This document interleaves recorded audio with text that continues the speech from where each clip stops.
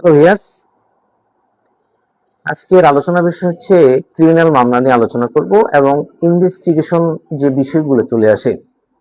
সাধারণত একটি ক্রিমিনাল মামলার ক্ষেত্রে যখন ইনভেস্টিগেশন বিষয়টা আসে, অর্থাৎ এই চার্জশিট প্রেরণ করার পূর্বে যে একজন আইও এই ওসি কর্তৃক নির্ধারিত করা হয়, তো সেই ক্ষেত্রে ইনভেস্টিগেশন অফিসার যদি আসামি যারা যুক্ত তাদের নাম যদি না যুক্ত করে, সেই ক্ষেত্রে করণীয় কি এবং নতুন করে যদি আরো কিছু তথ্য সংগ্রহ করা যেতে পারে, সেই ক্ষেত্রে পুলিশ কর্মকর্তা বা ইনভেস্টিগেশন অফিসার তার করণীয় কি এবং সে কিভাবে পদক্ষেপ নিতে পারে, এই বিষয়গুলো নিয়ে আজকে আলোচনা করব। সাথে থাকুন। বিষয়টা হচ্ছে, ক্রিমিনাল মামলা যতটা আমরা মনে করি যে এটি সহজ, কিন্তু জামিনের পরে যে স্টেজটা শুরু হয়, সাধারণত একটি মামলা যখন ক্রিমিনাল মামলা হয় সেক্ষেত্রে আমরা প্রথমে জামিনের জন্য চেষ্টা করি এবং একজন আসামি পক্ষের যে আত্মীয় স্বজন বা তার যে বন্ধু বান্ধব রয়েছে, প্রথমে একজন আইনজীবী নিয়োগ দেয় শুধু জামিনটা করার জন্য। জামিন হওয়ার পর যে স্টেজটা শুরু হয়, ইনভেস্টিগেশন কমপ্লিট করে পাঠানো, ট্রায়াল কোর্টে পাঠানো এবং ইনভেস্টিগেশন সঠিকভাবে হয়েছে কিনা, এবং যদি ইনভেস্টিগেশন করার পরে যে চার্জশিটটা প্রেরণ করা হয়, যাকে প্রতিবেদন বলে থাকি আমরা, পুলিশ প্রতিবেদন, এটিতে দেওয়ার পরে যদি এই যে কমপ্লেন্ট অথবা যে প্লেনটিভ বা রাষ্ট্র যেটা প্রসিকিউশন, সে যদি স্যাটিসফাইড না হয়, সেই ক্ষেত্রে তার করণীয় কি, এই বিষয়গুলো যতটা পারা যায় আলোচনা করব। আজকে এক ভাই ঢাকায় এসেছে, আসলে আমি সময় দিতে পারি নাই, তো দুঃখিত। আসলে যখন আমি হাইকোর্টে, সে তখন জজ কোর্টে, আর আমি যখন জজ কোর্টে বিকালবেলা যাব তখন সে আবার পল্টনে চলে আসছে। দুঃখিত ভাই, তো পরবর্তী সময় আবার দেখা হবে। তো এই যে বিষয়গুলো চলে আসে, তো এই বিষয়গুলো আসার যে প্রসিডিউর, এই প্রসিডিউরটা সম্পর্কে আমাদের আসলে জানা দরকার। কারণ অনেক সময় আমরা অনেক পদক্ষেপ নিতে পারি না, যার কারণে মামলাটা ক্ষতিগ্রস্ত হয়। আবার অনেক সময় এই আপনার যদি সিআর মামলা করা হয়, সেক্ষেত্রে যদি কোর্টে মামলাটি করার পরে বাদী যদি দীর্ঘদিন না আসে, সেক্ষেত্রে মামলাটি করবে কি, এটি খালাস হবে না অব্যাহত হবে, নাকি এটি এই মামলা থেকে মুক্তি পাবে। তো এই বিষয়গুলো যতটা পারা যায় আমরা সংযুক্ত করার চেষ্টা করব। তার সাথে আজকে আমরা আলোচনা করি যে পুলিশ রিপোর্ট নিয়ে। তো এটি অনেকে প্রশ্ন করে যে পুলিশ রিপোর্টটা কিভাবে কিভাবে এই যখন সাবমিট করে সেটি যদি মনের মতো না হয়, যে অনেক আসামি ছিল যাদের নাম বাদ পড়েছে, সেক্ষেত্রে বাদী পক্ষের বা নালিশকারী, বাদী পক্ষের যে অভিযোগকারী, যেটা অভিযোগকারী যে মামলাটি করেছেন, এফআইআরটা লস হয়েছে, তার করণীয় কি, এই বিষয়গুলো নিয়ে আজকে যতটা পারা যায় আলোচনাতে আমরা নিয়ে আসবো।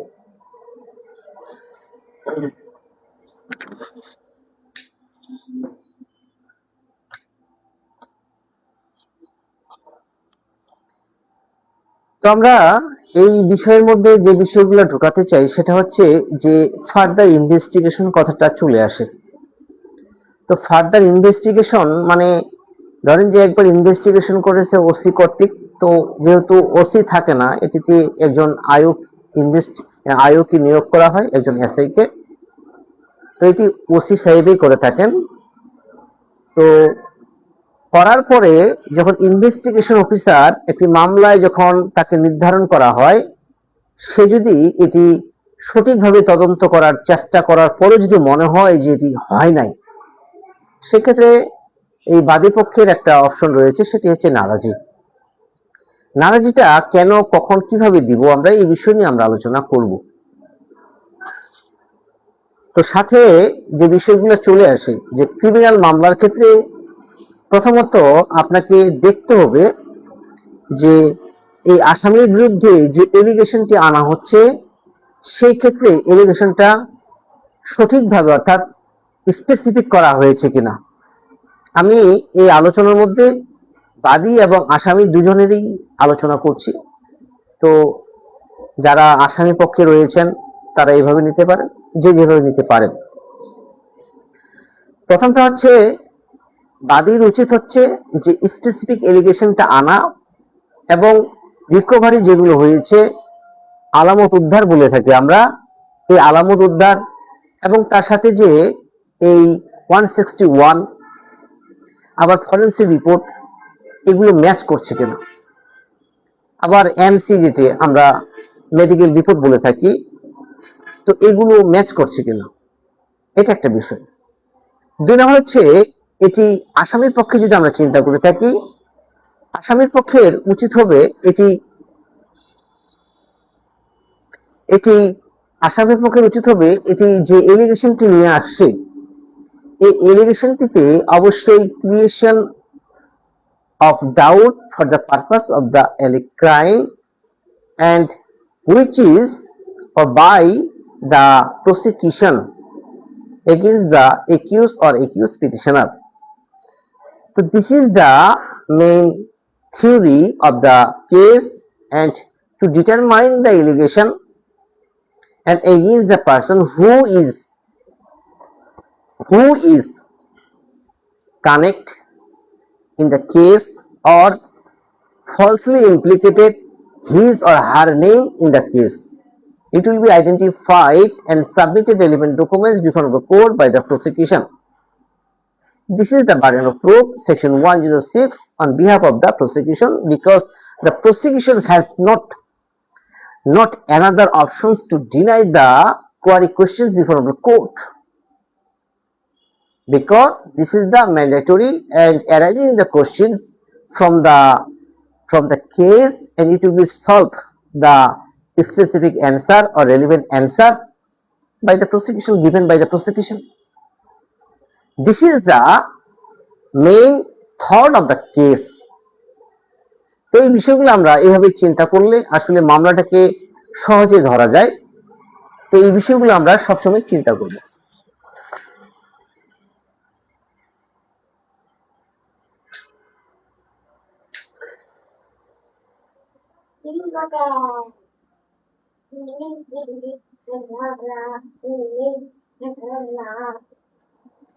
এদিকে যাও, এদিকে যাও। আমরা এইভাবে যদি আলোচনা করি বা এই বিষয়টাকে যদি আমরা এইভাবে দেখি, তাহলে সব থেকে ভালো হয়।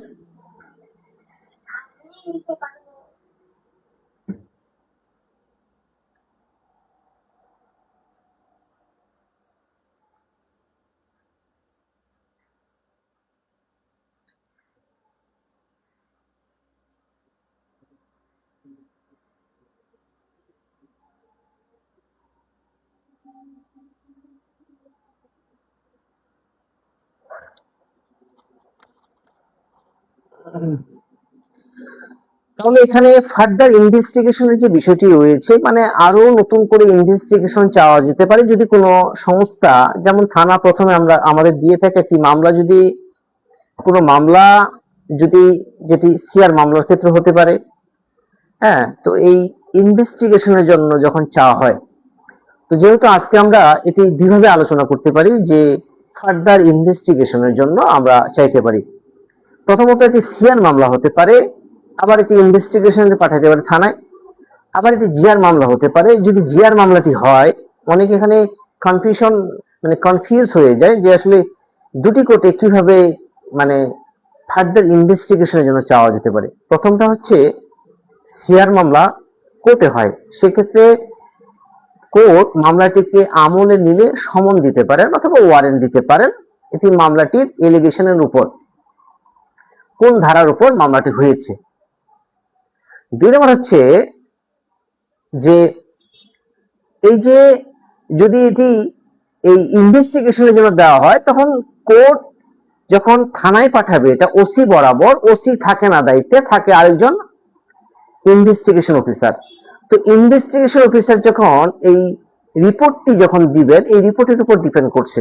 তো এখানে যদি এই রিপোর্টটি এই বাদীর পক্ষে দিয়ে দেয়, সেক্ষেত্রে এটি সাথে সাথে মামলাটি অ্যাকসেপ্ট হয়ে গেল, অথবা এটি ইনভেস্টিগেশনের জন্য না দিয়ে এটি ডিরেক্ট কোর্ট এটিকে অ্যাকসেপ্ট করে নিতে পারে। দুইভাবে কোর্ট নিতে পারেন সিআর মামলাটি। একটি হচ্ছে ইনভেস্টিগেশন দিতে পারে থানা বরাবর, দুই নম্বর হচ্ছে এটি মামলা সাথে সাথে মানে কগনিজেন্স নিয়ে নিতে পারে। তো যে কগনিজেন্স মামলাটি নিয়ে নিলে তখন হয়তো সমন বা ওয়ারেন্ট দিতে পারে। তো এই বিষয়গুলো নিয়ে আমরা আলোচনা করছি। ইনভেস্টিগেশনের পার্টটা কেন গুরুত্বপূর্ণ, সেকশন 172, 173 সিআরপিসি এই সেকশনগুলো আমরা পড়ব। যদিও ইনভেস্টিগেশনের উপর আরো অনেক বিষয় মানে ল আছে, তো আমরা এটুকুতে আমরা যেহেতু সিআরপিসি তে পেয়েছি এটুকুই আমরা নিয়ে চেষ্টা করব যতটা বোঝানো যায়। তাহলে এই যে ইনভেস্টিগেশন বিষয়টা আসলো, সঠিকভাবে ইনভেস্টিগেশন হয়েছে কিনা এটি কিন্তু তদন্ত করার দায়িত্ব যেমন ইনভেস্টিগেশন অফিসারের ছিল, আর যদি এটি সঠিকভাবে না হয় সেক্ষেত্রে যে বাদী পক্ষ রয়েছেন সে কিন্তু এটি পুনরায় ফার্দার ইনভেস্টিগেশনের জন্য আবেদন করতে পারে, যেটিকে আমরা নারাজি পিটিশন বলে থাকি বা প্রোটেস্ট পিটিশন বলে থাকি। তো আমাদের দেশে সাধারণত প্রোটেস্ট পিটিশনটাকে ব্যবহার করা হয় কম, এই শব্দটিকে আমরা খুব কম ব্যবহার করে থাকি। এটি ইন্ডিয়াতে ব্যবহার করা হয়, ভারতের যে কোর্টগুলো রয়েছে প্রোটেস্ট পিটিশন এটিকে বেশি করে বলা হয় ওখানে। তা আমাদের এখানে কম এটাকে ইউজ করি আমরা এই শব্দটাকে। এখানে যে ইউজ করা হয় না তা না, আমাদের দেশে এই শব্দটাকে আমরা নারাজিতে বেশি করে আমরা ব্যবহার করি। তো এই যে বিষয়গুলো আসতেছে, তো এই বিষয়গুলো আসার কারণে আপনাকে তাহলে এই সেকশনগুলো জানতে হবে। এখন প্রশ্ন হচ্ছে তাহলে কি আমি সেকশন 172 সিআরপিসির অনেকে যুক্ত হচ্ছেন আমার সাথে, আপনাদের প্রতি ভালোবাসা এবং আপনাদের শুভকামনা, আপনাদের জন্য শুভকামনা রইল যে আপনারা ভালো থাকেন, আপনার পরিবার নিয়ে ভালো থাকেন এবং সততার সহিত বেশি করে পরিশ্রম করেন। কারণ এই বর্তমান বাজারে, বর্তমান এই দুনিয়াতে বসবাস করতে গেলে আমাদের খুব অর্থের প্রয়োজন। তো অর্থ বেশি করে আপনারা ইনকাম করেন, আপনার পরিবারকেও আপনারা সেফটি দেন, নিজেও সেফটি থাকেন এবং যারা আশেপাশে রয়েছে আত্মীয় স্বজন বন্ধু বান্ধব তাদের পাশে থাকা যায় কিনা এটাও চেষ্টা করে রাখা। তো এই ছিল আমাদের আজকের আলোচনার বিষয়, যে আমরা ইনভেস্টিগেশন নিয়ে আলোচনা করছি। তো সেক্ষেত্রে অনেকে আমরা 2বার 3বার নারাজি দিয়ে থাকি, কারণ বিভিন্ন সংস্থা থাকে, ওসি থাকে, থানায় দেখ প্রথমে, 2 নম্বর হচ্ছে এই পিবিআই দিতে পারে, সিআইডি দিতে পারে। তো এই যে বিভিন্ন প্রতিষ্ঠান রয়েছে, তো সেই ক্ষেত্রে যদি সকল ইনভেস্টিগেশন দেওয়ার পরও মনে হয় যে এটি তার মনের মতো হচ্ছে না, যে এলিগেশনটি আনা হয়েছে এই এলিগেশনটি আসলে এই ইনভেস্টিগেশন অফিসার এটিকে সঠিকভাবে উপস্থাপন করছে না আসামিদের বিরুদ্ধে বা বিবাদীদের বিরুদ্ধে, তো সেই ক্ষেত্রে আমরা আরেকটা বিষয় বলি যে আসলে বিবাদী বা আসামি কখন বলে থাকে, আসলে যখন মামলাটি এফআইআর হয়ে থাকে সেক্ষেত্রে বেশিরভাগই শব্দটি ব্যবহার করে বিবাদী, কারণ এখনো এলিগেশনটি কিন্তু স্পেসিফিক হয়নি। যখন স্পেসিফিক মামলাটি ফাইলিং মানে কগনিজেন্স নেওয়া হবে সেক্ষেত্রে তখন আমরা এটাকে শুধু আসামি আমরা একিউজ বলবো, তখন বিবাদী বলাটা যাবে না, মানে বলতে হয় না আর কি ক্রিমিনাল মামলার ক্ষেত্রে। আমরা আজকে আলোচনা করলাম যে আমরা ইনভেস্টিগেশন নিয়ে আলোচনা করলাম। তো ইনভেস্টিগেশন পার্টটি খুব গুরুত্বপূর্ণ একটি পার্ট। তো এটি পড়ার জন্য আরো আমাদের সিআরপিসিটি বেশি করে বুঝতে হবে।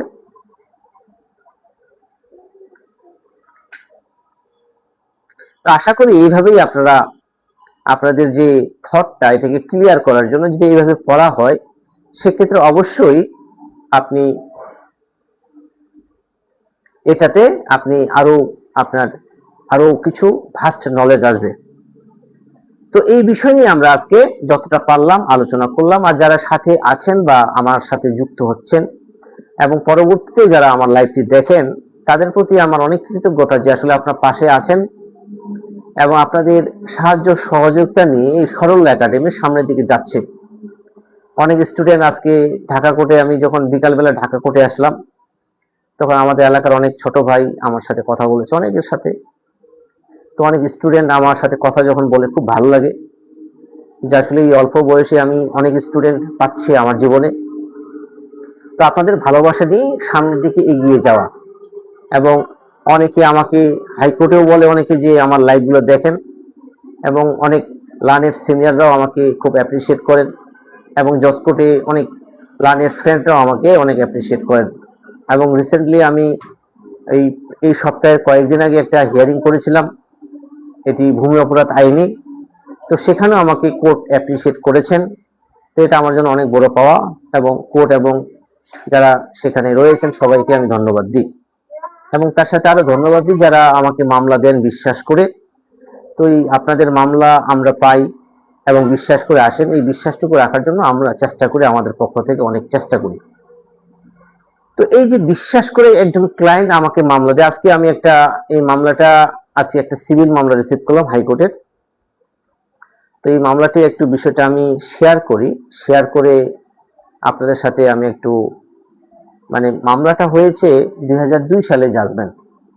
তো আপিল জাজমেন্ট যদি 2002 সালে হয়, সেটি হাইকোর্টে আস্তে আস্তে আরো 1 বছর লেগে যায়, 6 মাস 1 বছর। তো 6 মাসে আমি ধরলাম জাজমেন্টটা হওয়ার পর 22-এ হয়েছে, সরি। তো 22 সালে যদি জাজমেন্টটা হয়, তো 22 সালে হাইকোর্টে আসছে, এটি রিভিশন করা হয়েছে।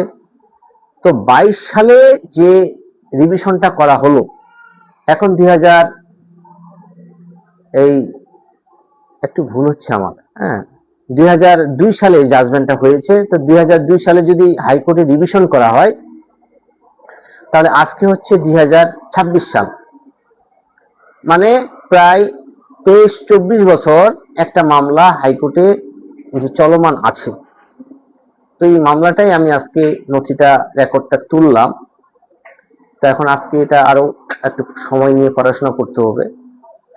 তো এই যে মামলাটা যে দীর্ঘদিন ধরে চলতেছে, কেন চলতেছে, এটার অনেকগুলো কারণ থাকতে পারে, এটা আমরা এখানে বিস্তারিত আলোচনা করব না।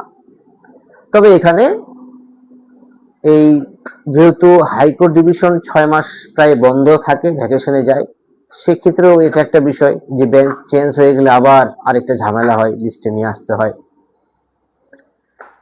আরেকটা বিষয় হচ্ছে যে মামলাটি করার পর ক্লায়েন্ট কয়েক বছর পর পরে এটা আর কেয়ার নেয় না। তো সেক্ষেত্রে আইনজীবীর পক্ষ থেকেও এটা কিন্তু কেয়ার নেওয়াটা আরো কঠিন হয়ে যায়। তো এই কারণে হতে পারে। তো এই বিষয়গুলো নিয়ে আমরা আলোচনা না করে আমরা শুধু বলবো যে একটা মামলা এখনো হাইকোর্ট ডিভিশনে আসার প্রায় 23-24 বছর ধরে মামলাটা চলমান আছে, এখনো চূড়ান্ত শুনানি হয় নাই। তো এই মামলাটা যখন আমি প্রায় হাইকোর্ট ডিভিশনে যখন এনরোলমেন্ট হয় নাই 2020 সালে, তখন এই মামলাটা সম্পর্কে আমার কাছে আসছিলেন ক্লায়েন্ট, আমার এলাকার রিলেটিভ হয়। তো তখন আমার এনরোলমেন্ট না হওয়ার কারণে এই মামলাটা তখন আমি এইভাবে ওনাদের হেল্প করতে পারি নাই। তো আবার পুনরায় সেই মামলাটাই আমাকে দিয়েছে। তো এই জন্য আমি শেয়ার করলাম যে এটা আসলে আমার জন্য মানে অনেক বড় প্রাপ্তি, যে এই ফাইলটা পড়ার যে আমি সুযোগ পেয়েছি আরো প্রায় 2020 সাল, আজকে হচ্ছে 2026, প্রায় 6 বছর পর আবার পুনরায় এই ফাইলটা আমাকে পড়ার সুযোগ আমাকে করে দিয়েছে। আমি পড়াশোনা করে যতটা পারবো যে আসলে এই মেরিট অনুসারে আমার ক্লায়েন্টের পক্ষে মামলাটা যাবে কিনা, এটুকু আমার দায়িত্ব। আর যেহেতু এই মামলায় একজন সিনিয়র এঙ্গেজ আছেন, তো সেই ক্ষেত্রে উনি মামলাটা করবেন।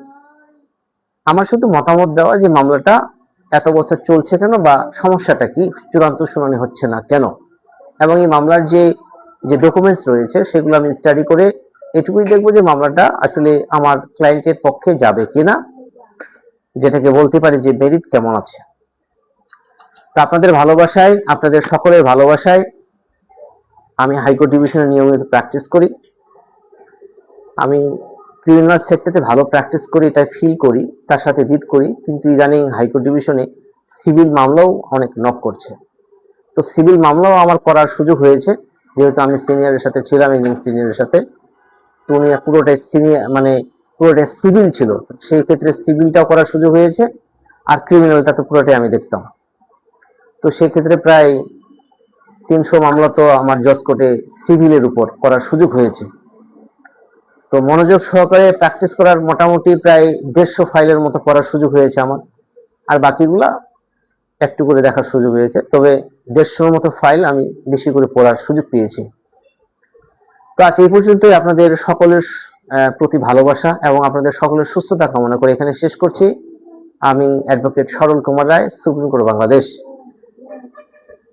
Founder and director of Saral Academy. এবং আমরা ক্রিমিনাল ট্রায়াল কোর্সটি চালু করেছি। যারা ক্রিমিনালে খুব দুর্বল মনে হচ্ছেন, যারা অ্যাডভোকেট হয়েছেন অথবা যারা অ্যাডভোকেট হবেন, যারা ল স্টুডেন্ট বা জুডিশিয়ারি যারা দেবেন, তাদের ক্ষেত্রে এই কোর্সটি খুব গুরুত্বপূর্ণ ভূমিকা পালন করবে। কারণ এখানে মামলাটি হওয়ার আগে, মামলাটি হওয়ার পরে এবং আর্গুমেন্ট পর্যন্ত কিভাবে স্টেজগুলো পার করতে হয় সেগুলো নিয়ে আলোচনা করা হয়, এবং এখানে ড্রাফটিংটা আমরা শেখাই। এবং এটির কোর্স ফি করেছি আমরা, আগে 7,000 ছিল, এখন আমরা 10,000 টাকা করে ফেলেছি এটা কোর্স ফি। এবং আমরা এখানে প্রায় 15 থেকে 18টা ক্লাস নেব। আশা করি এই 15 থেকে 18টা, আমরা আগে 12টা নিয়েছিলাম, পরে 15টা করেছিলাম, তো আমরা এখন 15টা করেছি ফিক্সড। এর মধ্যে হয়তো আর 2-1টা লাগলে আমরা চেষ্টা করব সেটা এক্সট্রা একটা ক্লাস হিসেবে দেওয়ার। তো এই ছিল আজকের আলোচনার বিষয়। আপনাদের সকলের প্রতি ভালোবাসা রেখে এখানে শেষ করছি। শুভরাত্রি, নমস্কার।